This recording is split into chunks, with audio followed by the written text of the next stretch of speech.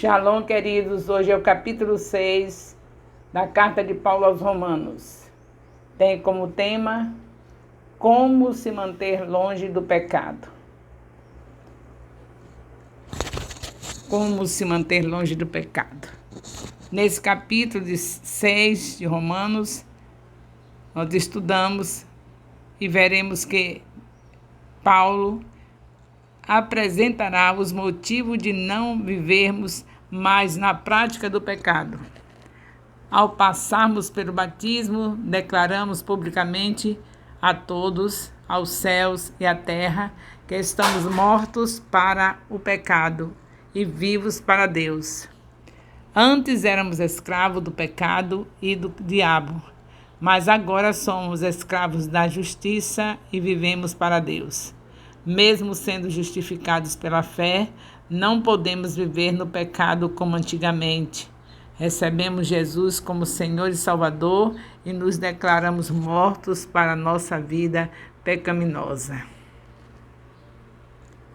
Romanos 6 e o seu contexto histórico. Estamos acompanhando Paulo mostrando a importância do sacrifício da cruz no nosso relacionamento com o Pai. Estávamos antes em guerra com Deus, mas agora temos paz, graças a Jesus Cristo e o seu sacrifício. Paulo nos fala sobre a importância dessa atitude e do amor de Deus exatamente quando andávamos em nossos pecados e perdidos. A morte e a ressurreição põe fim ao reinado da morte que começou em Adão e foi até Moisés, e quando Jesus morreu e ressuscitou, a morte foi eternamente derrotada. Romanos 6, de 1 a 23.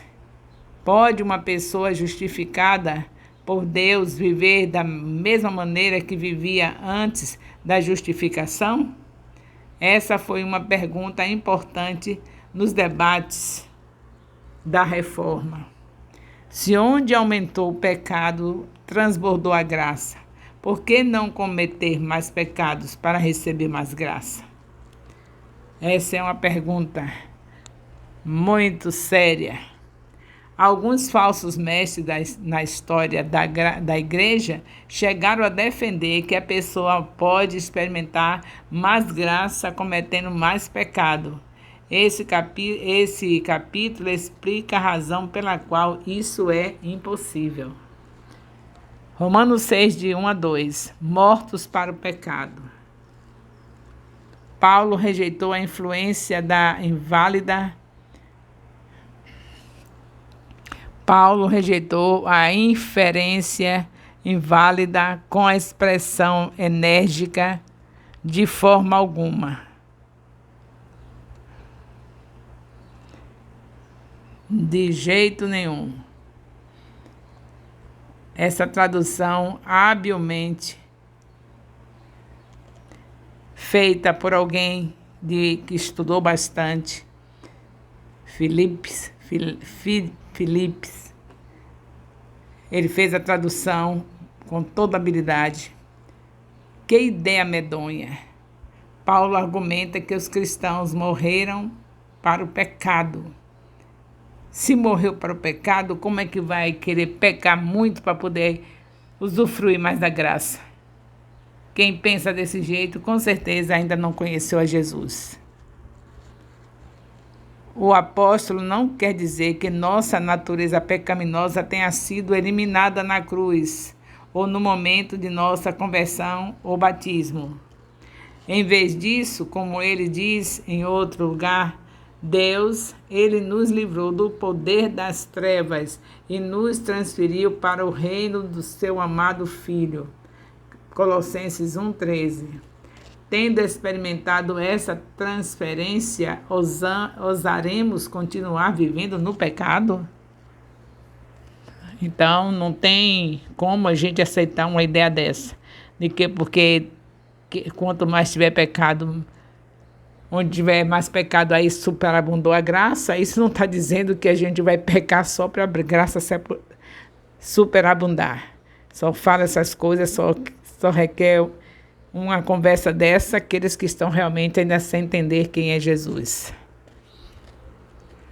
Romanos 6,3. Batizados em sua morte. Em defesa da alegação de que os cristãos morreram para o pecado, Paulo destaca que, por meio do batismo, fomos batizados em Jesus, Cristo e em sua morte.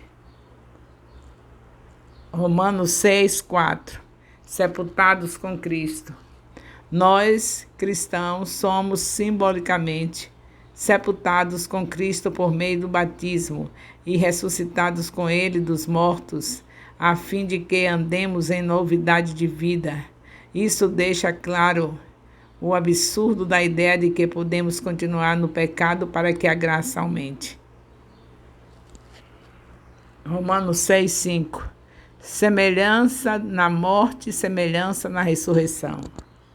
Embora nós, cristãos, não tenhamos ainda experimentado a ressurreição, somos assegurados dessa realidade futura pelo fato de Cristo, de cuja morte participamos, ter sido ressuscitado dos mortos. Então, se participamos da morte, participamos também da ressurreição.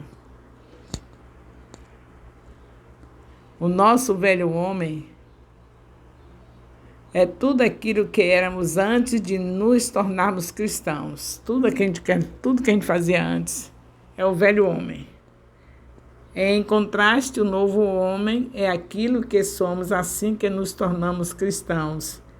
Efésios 4, 22 a 24. O novo homem não é perfeito, mas não tem prazer em pecar. Não tem pecado escondido.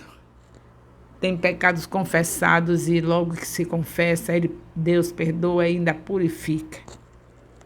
Nós ainda pecamos porque temos a presença do pecado em nosso corpo mortal. Romanos 7, de 13 a 25. Mas estamos no processo de renovação. Ainda tem a presença do pecado, mas a gente não aceita, a gente chora, a gente se arrepende, a gente vai para os pés de Jesus pedir perdão. Então faz muita diferença de nós que somos filhos de Deus para aqueles que não são.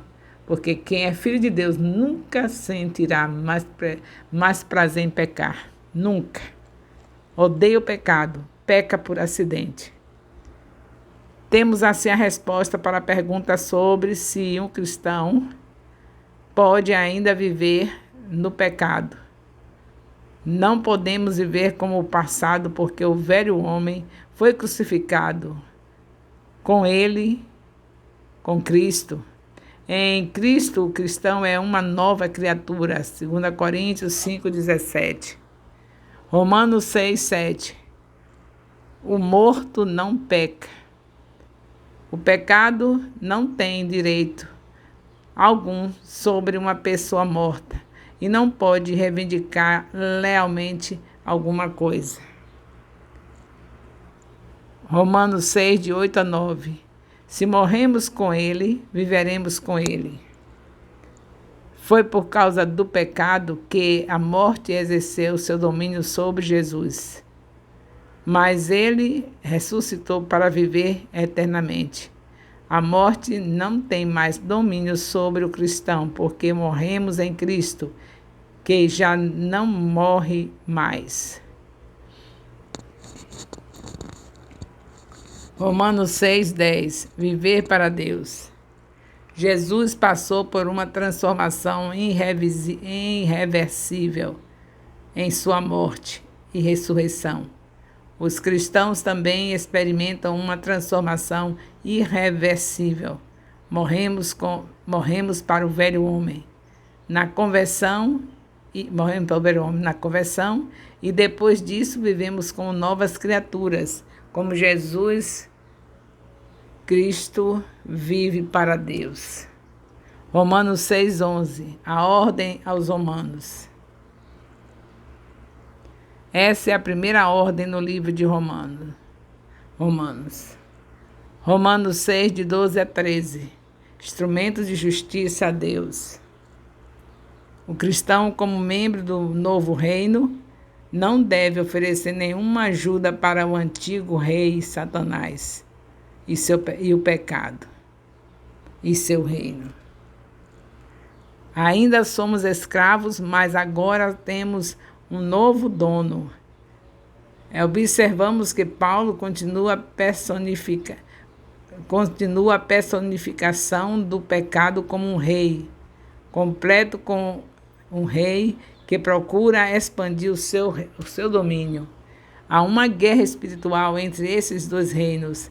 Devemos nos oferecer como instrumento para sermos usados nessa guerra ao lado do rei legítimo, ajudar a incentivar o inimigo, ajudar e incentivar o inimigo é traição. Se você incentiva, se você dá lugar ao diabo, você está traindo Jesus. Romanos 6,14. O pecado não tem domínio. O pecado personificado tem estado em vista desde Romanos 5, de 20 a 21. O pecado não é mais o dominador do cristão. O pecado alcançou o seu poder usando a lei, mas o cristão está sob o domínio da graça e não da lei. Romanos 6, de 15 a 23. Esses versículos constituem outra analogia estendida de Paulo. As pessoas podem escolher escolher a que Senhor elas querem servir. Elas podem escolher. Romanos 6,16. Paulo usa a figura de servos. Você fica debaixo do poder daquele a quem você se oferece para obedecer. A obediência ao pecado traz morte. O pecado paga um salário aos seus súditos, e esse salário é a morte. A obediência a Deus traz justiça e dom da vida eterna. Romanos 6,17. A obra da salvação.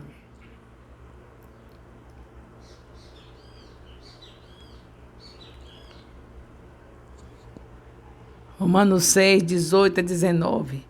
Servos da justiça. Escravidão e redenção são metáforas bíblicas comuns para a morte espiritual e a salvação.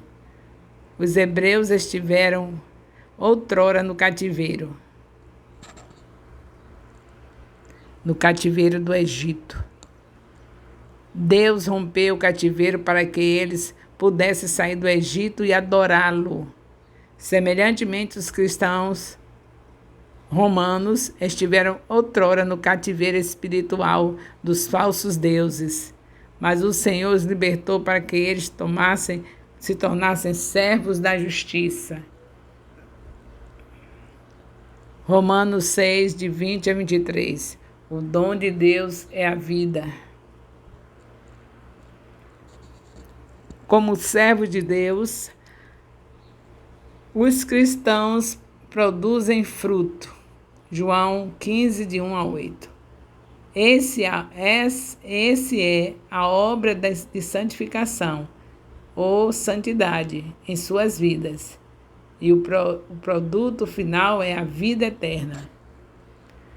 Para que a figura não seja mal compreendida como se fosse um pagamento por méritos obtidos, a vida eterna é um dom de Deus por meio de Cristo. Um Senhor, chamado pecado, paga um salário merecido de morte. E o outro Senhor, que é Deus, paga com graça imerecida, que resulta em vida eterna. João 17, 3. Concluindo, mesmo sendo justificados pela fé, não podemos viver amantes do pecado se recebemos Jesus como nosso Senhor e Salvador, e declaramos que estamos mortos para o pecado. O engano da graça, o engano de muita gente aí está terrível, muita gente enganada. Salvo pela graça não quer dizer que você vai viver de qualquer jeito, porque se somos salvos, somos gratos. É uma das características de uma pessoa que é salva, é ser agradecido. Se aqui na terra alguém está se afogando e alguém vai salvar, misericórdia, depois essa pessoa só falta ser endeusada, porque a vida é algo tão precioso e a gente não esquece. Eu me lembro quando meus 3 filhos estavam comigo numa praia. Eu tenho 3 filhos e 2 filhas, mas nesse dia as meninas não estavam comigo, só os meninos, e com um irmão que morava na minha casa, um dos meus irmãos, por parte de pai e mãe. E aí ele me ajudava, quando eu ia lidar com as crianças, com meus filhos, para algum lugar, ele ia comigo, e ele estava tomando banho de mar também, e a maré estava vazando. Estava muito cheia, mas estava vazando, estava começando a vazar, e aí é o mais perigoso. E eu vi os meninos, 3 filhos, na idade de 8, de 9, de 10, se afastando. Eles sabem nadar, mas estavam se afastando, indo para longe. E eu sem entender que era porque a maré estava vazando e jogando eles para lá, para o meio do mar. E aí eu desconfiei, entrei na água, fui atrás deles, gritando. Eles não estavam me atendendo mais, porque eles já estavam com muito medo, porque sentiram que não tinham mais força para ficar na praia, na parte que era para eles ficarem, logo perto da areia. Estavam ficando distantes, eles já estavam com medo. Eles sabiam nadar, mas a água estava puxando, eles não estavam tendo força para voltar.